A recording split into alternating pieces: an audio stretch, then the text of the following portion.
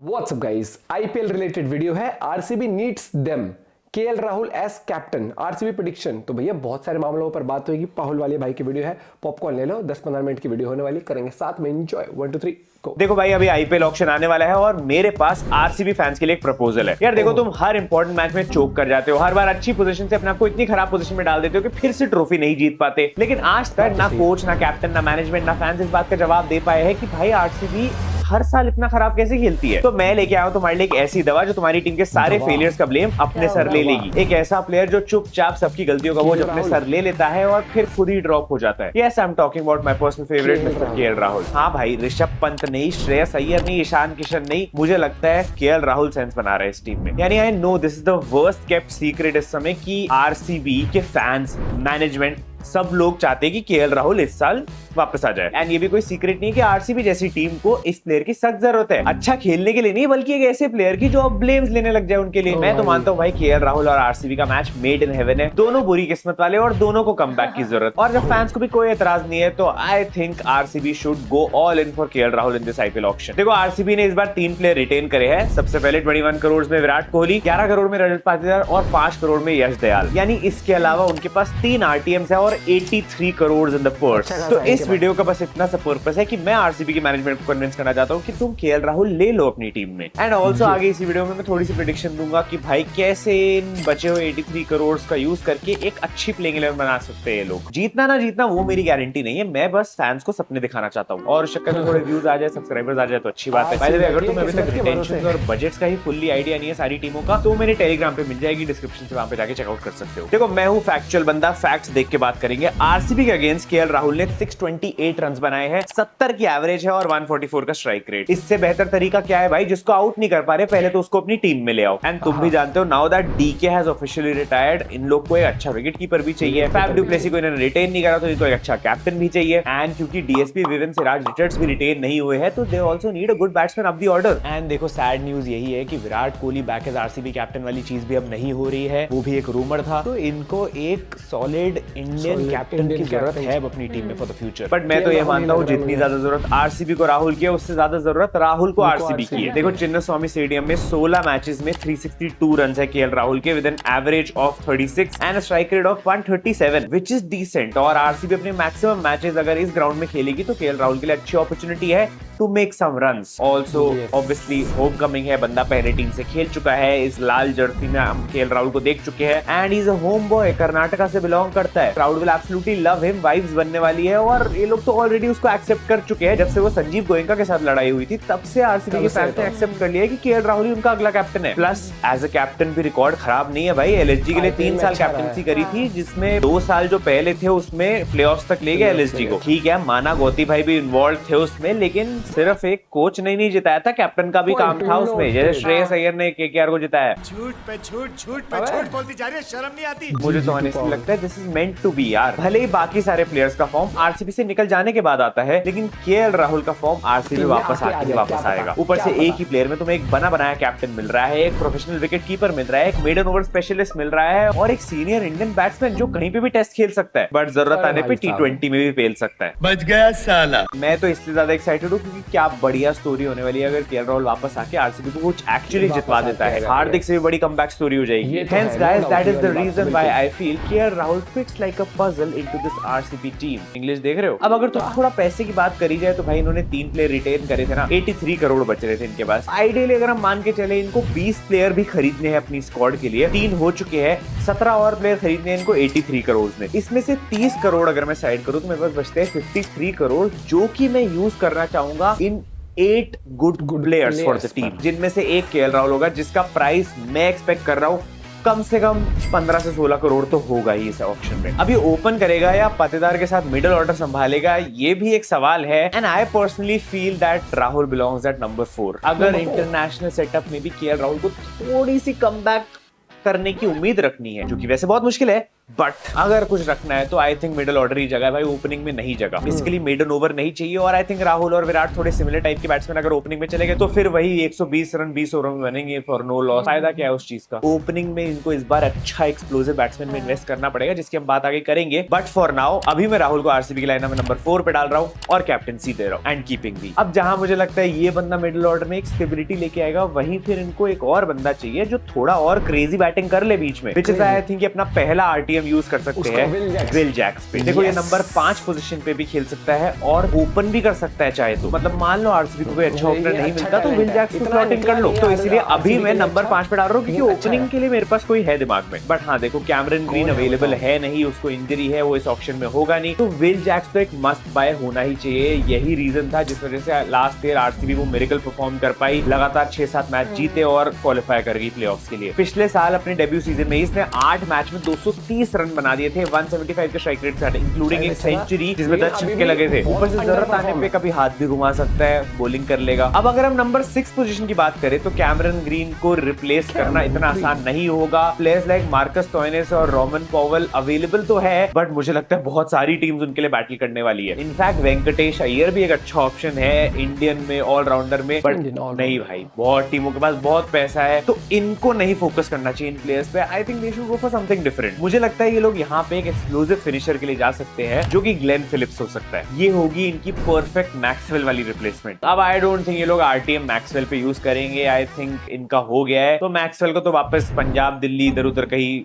चले जाना चाहिए। बट हाँ RCB should find a new player, और ग्लेन फिलिप्स से बढ़िया कोई नहीं है। क्या मतलब सिर्फ नाम ग्लेन है इसलिए सजेस्ट कर दिया? रिसर्च करके आया हूं भाई, अच्छा प्लेयर है। लिटरली कल ही उसने श्रीलंका के अगेंस्ट एक मैच जिताया, वो भी अपनी बॉलिंग से। अभी इंडिया न्यूजीलैंड टेस्ट सीरीज में भी उसने इंडिया की बुरी हालत कर दी थी, वो भी अपनी बॉलिंग से, जबकि वो बैट्समैन है। और कीपिंग भी कर सकते हैं भाई, इज ऑल इन वन। काफी फैला हुआ बिजनेस, ऑल्सो अगर ग्लेन फिलिप्स नहीं लेना तो एक और साउथ अफ्रीकन अवेलेबल है जो कि फिनिशिंग में माहिर है और आरसीबी में एक अच्छा फिट बैठेगा, डेविड मिलर। तो अभी इनकी बैटिंग में देखो 3 फॉरेन प्लेयर तो हो ही गए हैं, इंक्लूडिंग विराट कोहली। बट क्योंकि अभी विराट भाई का मुंबई में आना जाना लगा रहता है, घर है वहां पे, तो इसलिए वो फॉरेन वाला प्लेन लगेगा नहीं उनके नाम के आगे। तो एक और फॉरेनर डाल सकते हैं ताकि हम एक फॉरेनर बॉलिंग के लिए बचा के रखें, और इस फॉरेनर को मैं विराट के साथ ऊपर ओपनिंग में स्लॉट इन करना चाहूंगा। देखो आरसीबी से इतनी गुजारिश है, फैफ डू प्लेसी के लिए तो अब ऑक्शन में वो अपना बल्ला भी मत उठाना, अच्छा नहीं लगेगा। उसको रिटेन नहीं करा, उसको कैप्टनसी भी नहीं दोगे, किसी और को कैप्टन बनाने के लिए देखोगे और फिर एज एन ओपनर थोड़ी खिलाओगे, और फ्यूचर के लिए भी उतनी अच्छी इन्वेस्टमेंट नहीं है। मैं तो कहता हूँ डुप्लेसी के लिए बेस्ट यार वो सीएसके जाए और थाला की हेल्प कराए रिटायरमेंट में, नहीं अपनी रिटायरमेंट में, थाला थोड़ी होंगे। विच मीन्स इनकी ओपनिंग में अब एक ऐसा बंदा चाहिए जो इतना डायनामिक हो, इतना अग्रेसिव हो कि भाई वो कोहली को फ्रीनेस दे अपने तरीके की क्रिकेट खेलने की। 2-3 प्लेयर्स मेरे दिमाग में है, बट जिसको भी गलतफहमी हो रही है कि जॉस बटलर होने वाला है, वो भाई नहीं, कोई नहीं आने देगा उसको आरसीबी। थोड़ा रियलिटी में आ जाओ। ये टीम अल्जारी जोसेफ 11 करोड़ में खरीदती है, इनके पास पक्का पैसे नहीं बचेंगे जॉस बटलर खरीदने के। तो मुझे लगता है यहाँ 4-5 करोड़ का ऐसा प्लेयर डालो जो मतलब सरप्राइज कर दे सबको। और मेरे लिए बेस्ट ऑप्शन काइल मेयर्स है, एंड एक और गुड ऑप्शन है फिलिप सॉल्ट। आई नो थोड़ी और चॉइस है, मैं श्योर भी नहीं हूँ कि शायद ऑप्शन में होगा भी या नहीं, बट मुझे वो गेल वाली पावर चाहिए भाई इस समय आरसीबी में ऊपर, तो मेयर्स सेंस बना रहा है। अगर ये नहीं होता तो फिलिप सॉल्ट सही है, विच मीन्स इनकी टॉप 6 कुछ ऐसे दिख सकती है विद अगेन 4 फॉरेन बैट्समैन। और अब यहीं 7 नंबर पे तुम सस्ते में किसी एक इंडियन अनकैप्ड प्लेयर को वापस डाल दो, क्योंकि IPL is all about that भाई। हर जगह तुम्हें एक बड़े बड़े प्लेयर डालने की जरूरत नहीं है। यहाँ पे सुयश प्रभुदेसाई, महिपाल लोमरो, ऐसे कोई प्लेयर को या तो बाय बैक कर लो आरटीएम से, या फिर कोई नया प्लेयर लेके आओ, किसी को ग्रूम करो जो अच्छा खेले यहाँ पे, और तुम्हारा आरसीबी का अपना एक नया बड़ा प्लेयर बन के निकले जो अगले साल 2 साल बाद इंडिया खेले। और पहली बता रहा हूँ, मैं हाइपोथेटिकल बना रहा हूँ, मैं फैंस के लिए बना रहा हूँ, मैं अपने हिसाब से कुछ भी करके बना रहा हूँ। So I am going completely crazy with this. मुझे कमेंट्स में ये सब मत बोलना भाई कि तू कुछ भी कर रहा है, किसी को भी डाल रहा है। मुझे पता है मैं कुछ भी कर रहा हूँ, मुझे पता है मैं किसी को भी डाल रहा हूँ, तुम भी वही करो, कमेंट्स में अपनी टीम बनाते रहो। और देखो अगर तुमने मेरी रील्स फॉलो करी थी जो मैंने क्रिकेट पाहुल पे डाली थी, तो मैंने कुछ प्रेडिक्शंस जब करी थी तो वो भी सही हुई थी, तो हो सकता है अब भी सही हो जाए। और मैं ये भी प्रेफर करूंगा कि मैं यहाँ पे आरटीएम को ना यूज करूं नंबर 7 पोजीशन के लिए, क्योंकि मैं बचे 2 आरटीएम से एक आरटीएम यूज करना चाहूंगा आकाशदीप को वापस टीम में लाने के लिए। भाई देखो फुल कॉन्फिडेंस में, रेड बॉल में बहुत अच्छा खेल रहा है, तो व्हाइट बॉल में भी अच्छा करेगा आरसीबी के लिए। And if you don't want to get Akashdeep, you can also get Vijay Kumar Vishak back. But ये मेरी प्लेइंग 11 में नहीं है, ये मेरी बेंच पे आ रहा है। अब यश दयाल तो ऑब्वियसली टीम में होगा क्योंकि अनकैप्ड प्लेयर है, रिटेन हुआ है, but we need Siraj back. तुम अर्शदीप, भूवी, सिराज को मोहम्मद लाइए। शमी किसी के भी सपने देख लो, लेकिन मेरे हिसाब से RCB is incomplete without DSP, woven, Siraj, Richards, Kohli. ये एक इतना आरटीएम बड़ा तो ये नाम, बंदा लेके जा रहा है, दबदबा चाहे अब ये 9 करोड़ में आए, 10 करोड़ में आए, 15 करोड़ में आए, जो कि थोड़ा ज्यादा हो जाएगा, बट नहीं, मेरे हिसाब से Siraj is coming back, RTM use होगा और ये स्लॉट इन करेगा, अगेन पेस अटैक संभालेगा। पहले सिर्फ ये बॉलिंग करता था, फील्डिंग करता था, बैटिंग भी कर लेता था, लेकिन अभी ये रेस्ट भी कर देगा तुम्हें। तो सीएसके और राजस्थान जरा आगे के मैचेस में बच के रहना। फिर फाइनली इनकी स्पिन की बागडोर संभालने के लिए again another home coming of Yuzvendra Chahal. I think it's high time भाई, जिस बंदे ने चिन्ह स्वामी में सबसे ज्यादा विकेट्स ली हो, जिसने आरसीबी की हिस्ट्री में सबसे ज्यादा विकेट्स ली हो, जो आरसीबी की टीम के लिए बॉलिंग का विराट कोहली हो, उसको अब तुम्हें वापस लाना पड़ेगा भाई। राजस्थान ने नहीं रिटेन करा, this is your chance RCB, get Chahal back. जिस ग्राउंड को बैटिंग पैराडाइज माना जाता है, उस ग्राउंड पे चहल ने 7-8 की इकोनॉमी से 50+ विकेट्स ले रखी है। तो राहुल के अलावा होम कमिंग नंबर 2 इज चहल। बची 8th पोजीशन, जिसपे मैंने पहले ही बोला था एक फॉरेन पेसर डालना चाहता हूं मैं। अपने सारे पैसे बचा के, आंख बंद करके, अगले 3 साल को ध्यान में रखते हुए गेट ट्रेंट बोल्ट। बहुत खेल ली भाई खुद फुटबॉल, अब आरसीबी दूसरों को फुटबॉल खिलाएगी। एक जेन्युइन लेफ्ट आर्म पेसर जिनकी को बहुत जरूरत है, बहुत सालों से ढूंढ रहे हैं, नहीं मिल पा रहा। इंडियन में ट्राई करना है, खलील के लिए ट्राई कर सकते हो, बट फॉरेन में I think they should go all in for Trent Boult, क्योंकि मिचेल स्टार्क मेरे हिसाब से बहुत ही अनरिलायबल है। रीस टॉपली भी again you never know with him, but bolt proven है, बेस्ट है आरसीबी की लाइनअप के लिए। लास्ट 5 सीजन में 83 विकेट्स है, तुम्हें पता है भाई ये बंदा मैच शुरू होने से पहले ही 0 for 1 करके बैठता है। राजस्थान ने कैसे जाने दिया मुझे नहीं पता, लेकिन अगर तुम जाने दोगे तो भाई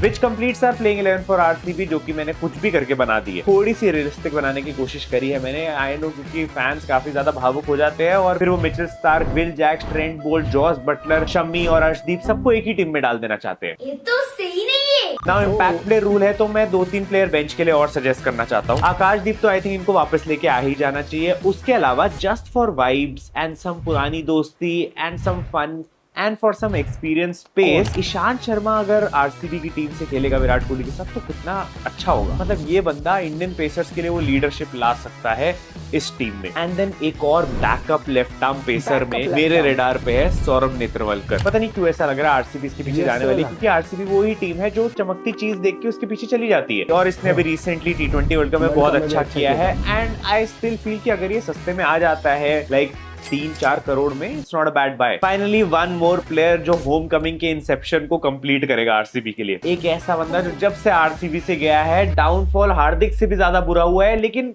कम बैक नहीं हो पा रहा है, दैट इज देवदत्त पडिक्कल। अब ये बेंच पे इसलिए क्योंकि लास्ट 2-3 सीजन बहुत ज्यादा खराब रहे, तो एकदम से तो स्लॉट इन नहीं हो जाएगा ये प्लेइंग 11 में, इसलिए थोड़ा टाइम लेके इसको धीरे धीरे इंक्लूड करेंगे ये लोग प्लेइंग 11 में, इफ ही प्लेज वेल। बाकी अगर ज्यादा जरूरत पड़ी तो तुम्हारा बंदा हाजिर है, देवदत्त पडिक्कल को ट्रोल कर देंगे, जैसे संजू सैमसन और रियान पराग का फॉर्म वापस आया है, जैसे पडिक्कल का भी आ ही जाएगा। कल इसी से रिलेटेड इंस्टाग्राम पे एक स्टोरी डाली थी भाई, मेरा तो मजाक बना के रख दिया लोगों ने। बट ये भी कर्नाटका के लिए होम बॉय है, 2 सीजन में इसने 400+ रन बनाए हैं आरसीबी के लिए। इमर्जिंग प्लेयर अवार्ड भी लेके गया था। बेसिकली जब तक ये आरसीबी में था तब तक भाई का गोल्डन पीरियड चल रहा था। उसके बाद आरसीबी ने रिलीज कर दिया, फिर कभी एलएसजी कभी आरआर, जहां भी गया करियर के ग्राफ में बस वही आ गया जो सैंडविच के साथ आता है, डिप। ऑल्सो एक प्लेयर की और चुल हो रही थी, अगर थोड़े बहुत पैसे बच रहे हैं और अगर सस्ते में मिल रहा है तो why not get Quinton de Kock. मतलब टॉप क्लास एक्सपीरियंस वाला बैट्समैन, तेज भी खेल सकता है, एंकर भी कर सकता है, और बैकअप ओपनिंग के लिए परफेक्ट ऑप्शन है। मतलब अगर 3 से 5 करोड़ में डी कॉक आ जाता है तो परफेक्ट है आरसीबी के लिए। खैर ये सब तो चलता रहेगा, ये तो 10-15 प्लेयर मैं ऐसे और सजेस्ट कर दूंगा। बट अभी तुम लोग बताओ कि तुम्हें मेरी ये प्लेइंग 11 आरसीबी की कैसी लग रही है। एंड अगर आरसीबी के मैनेजमेंट से कोई इस वीडियो को एक्चुअली देख रहा है तो भाई लाइक एंड सब्सक्राइब तुम लोग भी कर देना।